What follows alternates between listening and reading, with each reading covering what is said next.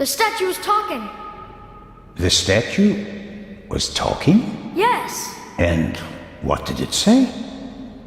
It said it was...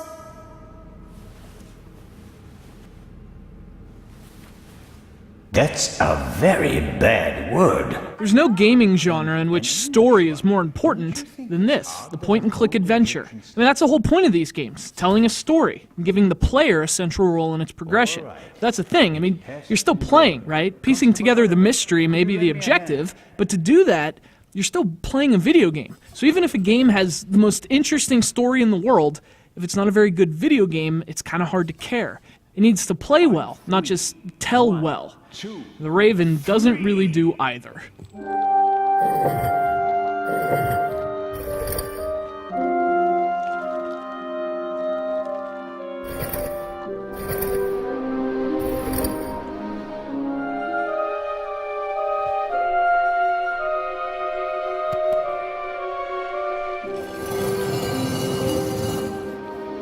There we go.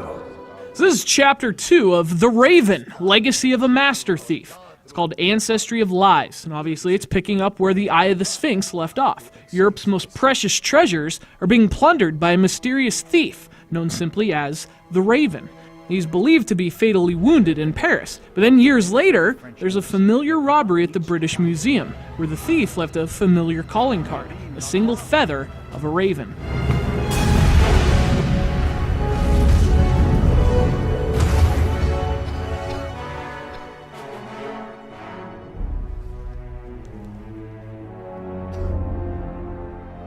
So, is the Raven alive, or is there a copycat? Well, with these muggings mysterious, our police and detectives are furious, because they can't find the source of this lethally evil force. And sadly, with no April O'Neil on the case, we're left with Constable Zellner. And I mentioned this in the review of Chapter 1, but the guy really doesn't have much of a personality. In fact, he's kind of boring, which is a problem for the game in general. I mean, things finally start happening in Chapter 2, and yet it's somehow still boring. The dialogue takes forever, and there's never really any charm to anything anyone is ever saying.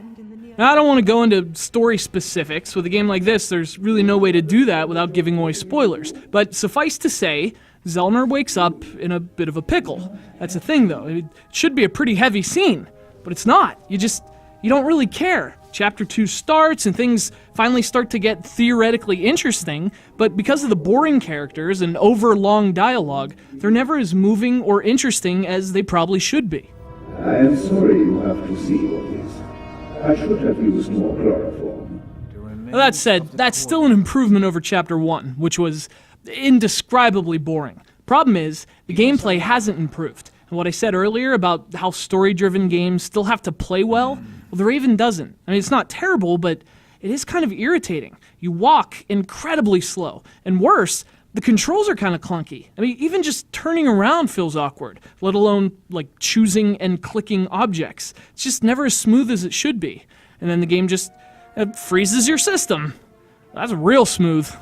But fortunately, one thing I did like is that the Raven starts jumping around with Chapter 2, which is to say, it moves from Zellner to other characters. So you get to play as new people, which lets you see the story from a different set of eyes. And that's good stuff.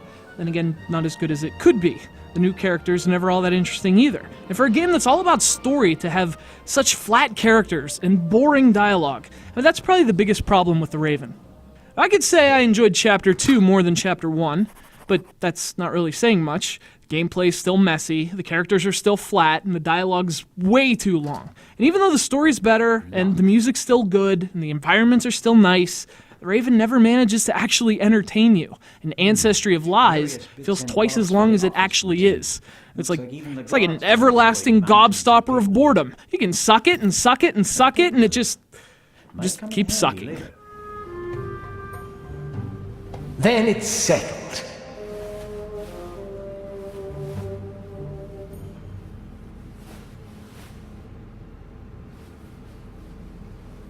I didn't expect you to say that. Well, Mom, sometimes you have to take a chance.